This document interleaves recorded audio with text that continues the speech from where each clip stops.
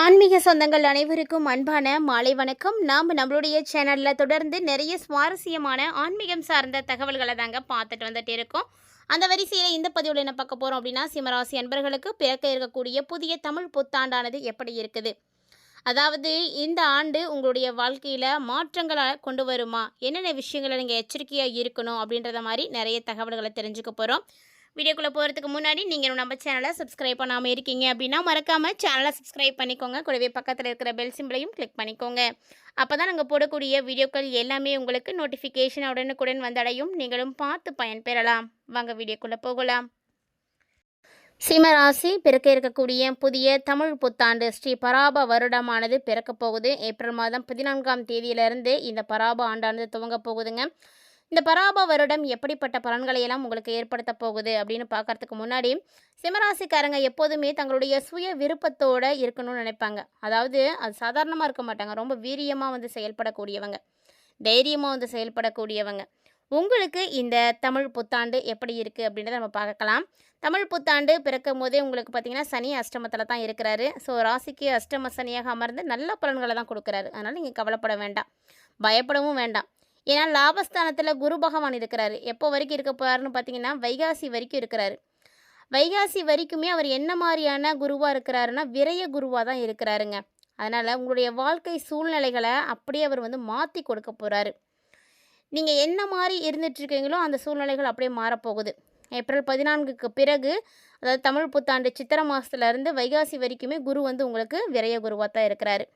பொதுவாக அஷ்டமத்தில் சனி பகவான் வரும்பொழுது கடுமையான சோதனைகளை கொடுப்பாரு, மிகப்பெரிய அளவில் கஷ்டங்களை கொடுப்பாரு அப்படின்னு சொல்லுவாங்க.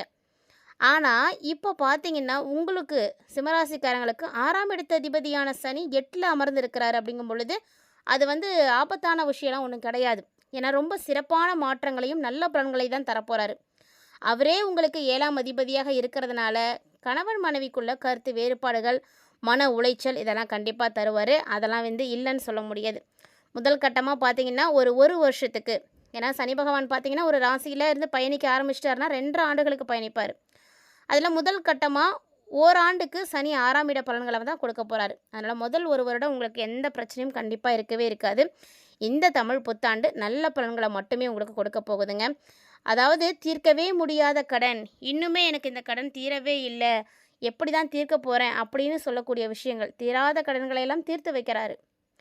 மேல்முறையீடு செய்து வழக்கில் நல்ல தீர்ப்புகளை கொடுக்குறாரு. இந்த மாதிரி நிறைய நல்ல விஷயங்களை சனி பகவான் உங்களுக்கு கொடுக்க போகிறாரு. இன்னும் ஒரு வருஷத்துக்கு நீங்கள் இதை பற்றிலாம் கவலையே பட தேவையில்லை அப்படின்னு தாங்க சொல்லணும். அதுலேயும் வரக்கூடிய வைகாசியிலேருந்து பார்த்தீங்கன்னா குரு விரயஸ்தானத்தில் அமர் வரார். அப்படிங்கும் பொழுது ஆண்டினுடைய முதல் பகுதியில் பஞ்சமாதிபதி குரு பண விரயத்தை கொடுப்பாரு. தங்க நகை அடகு வைக்கிறது, இது மாதிரியான சோதனைகளை ஏதாவது ஒரு வகையில் ஏற்படுத்தி கொடுப்பாரு. ஆனால் ஆண்டினுடைய பாதிக்கு மேலே அஷ்டமஸ்தானாதிபதியான குருவால் கெட்டவன் கெட்டிடில் கெட்டிடும் ராஜயோகம் அப்படின்னு சொல்லுவாங்க இல்லையா, அது மாதிரி நல்ல பலன்களை தான் கொடுப்பாரு. ஸோ இனி எல்லாமே ரொம்ப ரொம்ப சுபமாக அமையப்போகுது. குரு பார்வை பெறக்கூடிய இடங்கள் எல்லாமே புனிதமடையும், நன்மைகள் கிடைக்கும். அதனால் நீங்கள் கவலைப்படாதீங்க. குரு தாங்க உங்களுக்கு ரொம்ப ரொம்ப ஃபேவராக இருக்கக்கூடியவர். அவரை தொடர்ந்து பார்த்தீங்கன்னா இந்த தமிழ் புத்தாண்டில் கார்த்திகையில் ராகு கேதுவினுடைய பயிற்சியானது இருக்குது. கார்த்திகையிலேருந்து பார்த்தீங்கன்னா ராகு கேது பயிற்சியாகி 6ஆம் இடத்தில் ராகு அமர்ந்திருக்க போகிறாரு. ஸோ 6ல் ராகு எப்போ வராரோ அப்போ உங்களுக்கு நோயிலிருந்து விடுதலை கிடைச்சிடும். கேது குருவோடு இணைந்திருக்குவார், அப்போது யோக பலன்கள் எல்லாம் கொடுப்பாங்க. ஸோ இந்த ஆண்டு ஒரு சிறப்பான வாழ்க்கை சூழ்நிலைகளையும், தொழிலில் நல்ல ஒரு வளர்ச்சியும், பொருளாதார ரீதியான வளர்ச்சியும் உங்களுக்கு கட்டாயம் கிடைக்கும். வராத தொகை கூட உங்கள் கைக்கு சேர்ந்துடுங்க. ஸோ அது உங்களுக்கு ரொம்ப ரொம்ப சந்தோஷத்தை கொடுக்கும்.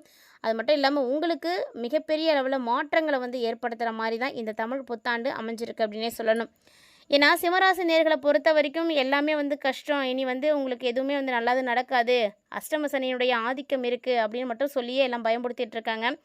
அதாவது அஷ்டம சனியாக இருந்தாலுமே கூட அதை செயல்படக்கூடிய நேரம் அப்படின்னு ஒன்று இருக்குது இல்லையா, எல்லா காலமும் நமக்கு அது கெட்டதை செஞ்சிடாது. இப்போ பார்த்தீங்கன்னாவே உங்களுக்கு நல்லா தெரிஞ்சிருக்கும், முதல் ஓராண்டுக்கு உங்களுக்கு பெருசாக பிரச்சனைகள்லாம் எதுவும் கிடையாது, நீங்கள் தைரியமாக இருக்கலாம். பெருசாக நீங்கள் இதில் இன்வெஸ்ட் பண்ணாதீங்க. அதிகமாக ஒரு பிரச்சனை நடக்குது அப்படின்னா அதில் தலையிடுறது இதெல்லாம் செய்ய வேண்டாம். ஏன்னா எப்போதுமே தைரியத்தோடையும் துணிச்சலோடு இருக்கக்கூடியவங்க எந்த ஒரு அநீதியை கண்டாலும் நீங்கள் போய் பேசுகிற மாதிரியும் கேட்குற மாதிரியும் தட்டி கேட்குற மாதிரி தான் இருக்கும். ஆனால் இதெல்லாம் நீங்களே தான் உங்களை கட்டுப்படுத்திக்கணும். நமக்கு டைமிங் எப்படி இருக்குது அப்படின்றத நம்ம பார்த்துட்டு அதுக்கேற்ற மாதிரி நம்ம தான் வந்து செயல்பட ஆரம்பிக்கணும். 2026 தமிழ் புத்தாண்டு பார்த்திங்கன்னா உங்களுக்கு மிகப்பெரிய அளவில் மாற்றங்களை கண்டிப்பாக கொடுக்கும் அப்படின்னே சொல்லணும். இதிலலாம் எந்த விதமான மாற்றமும் கிடையவே கிடையாதுங்க. ஏன்னா இது வரைக்கும் நீங்கள் இழந்த எல்லாத்தையுமே நீங்கள் இப்போ வந்து அடைய போகிறீங்கன்னு தான் சொல்லணும். சிம்மராசிக்காரங்க இன்னும் ஒரு வருஷம் ஃபுல்லாகவே நீங்கள் கவலைப்படாமல் இருங்க. எல்லாமே உங்களுக்கு சிறப்பாக தான் இருக்குது. சின்ன சின்ன விஷயங்கள் உங்களுக்கு அப்படி இப்படி இருந்தாலுமே கூட அதை நினைத்தெல்லாம் கவலைப்படாதீங்க. சிம்மராசிக்காரர்களுக்கு ஒரு கலவையான மாற்றங்கள் கண்டிப்பாக இருக்கும்.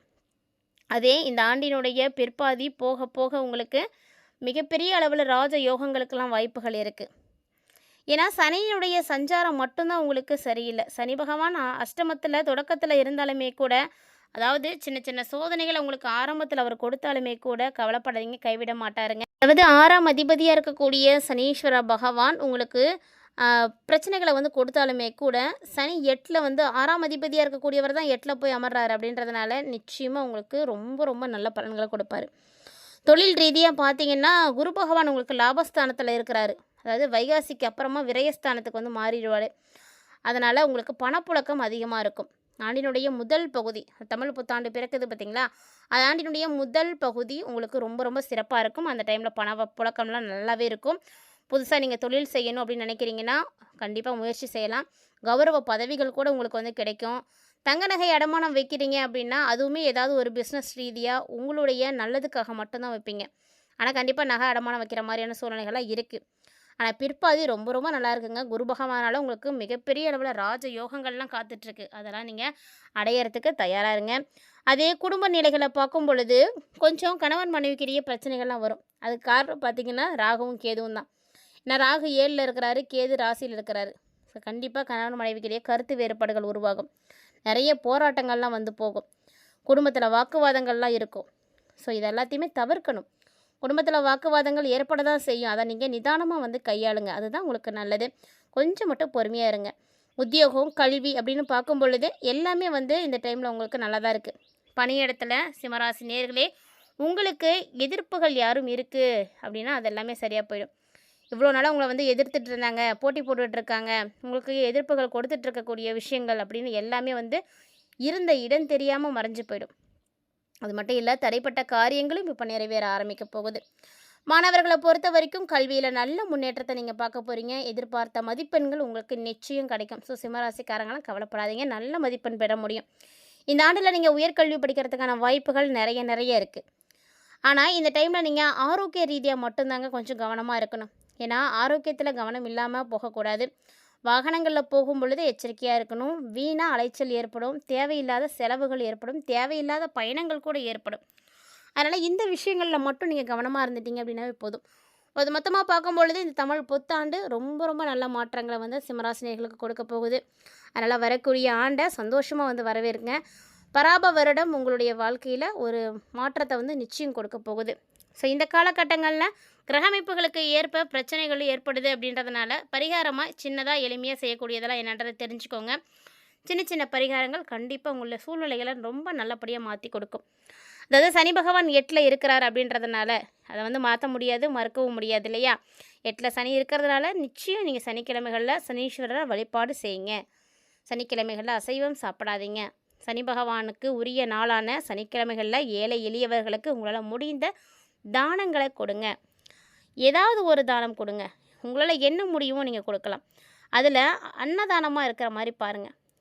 அனாதையாக இருக்கக்கூடிய முதியவர்கள் இருக்காங்க இல்லையா, அவங்களுக்கு உதவுங்க. அதெல்லாம் சிறந்த பலன்களை கொடுக்கும். இது இல்லாமல் நீங்கள் செய்யக்கூடிய மற்றும் ஒரு பரிகாரம் என்ன அப்படின்னா, சனிக்கிழமையில் அனுமன் வழிபாடு செய்யலாம். அது உங்களுக்கு தடைகளை நீக்கும், தைரியத்தை கொடுக்கும், எல்லா வகையான முன்னேற்றங்களையும் அது வந்து ஏற்படுத்தும். அதே போல் சனீஸ்வர பகவான் இருக்கிறதுனால நீங்கள் ஞாயிற்றுக்கிழமையில் காலபைரவரை வழிபாடு செய்யலாம். காலபைரவர் வழிபாடும் உங்களுக்கு வந்து மிகப்பெரிய அளவில் மாற்றங்களை கண்டிப்பாக ஏற்படுத்தி கொடுக்குங்க. பைரவருக்கு நீங்கள் செவ்வரளி வாங்கிட்டு போய் மாலை சாத்தி போடுங்க. நல்லெண்ணெயில் தீபம் போட்டிங்க அப்படின்னா போதும், ரொம்ப நல்ல காரியம் நடக்கும். அது மாதிரி தயிர் சாதத்தை பிரசாதமாக கொடுத்துட்டு வந்தீங்க அப்படின்னா எல்லா விஷயமும் நல்லபடியாக முடியும், வெற்றியில் தான் போய் முடியும். உங்களுடைய வேண்டுதல்கள் விரைவில் வந்து நல்லபடியாக நடக்கும்.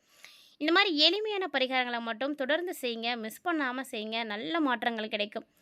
இந்த பதிவில் நிறைய தகவல்களை நீங்கள் பார்த்து தெரிஞ்சுட்டு இருந்திருப்பீங்கன்னு நினைக்கிறேன். ஸோ சிம்மராசிக்காரங்களுக்கு புதிதாக பிறக்க இருக்கக்கூடிய பராப வருடம் எப்படி இருக்க போகுது அப்படின்றத தெளிவாக பார்த்துருப்பீங்க. வீடியோ பிடிச்சிருந்தா லைக் பண்ணி ஷேர் பண்ணுங்கள், மறக்காமல் கமெண்ட் பண்ணுங்கள். மேலும் இது போல் நிறைய இன்ட்ரெஸ்டிங்கான தகவல்களை எல்லாம் நீங்கள் தொடர்ந்து பார்க்கறதுக்காக நம்ம சேனலை சப்ஸ்கிரைப் பண்ணிவிட்டு ஃபாலோ பண்ணிக்கோங்க. மீண்டும் மற்றும் ஒரு சுவாரஸ்யமான தலைப்பில் சந்திக்கலாம்.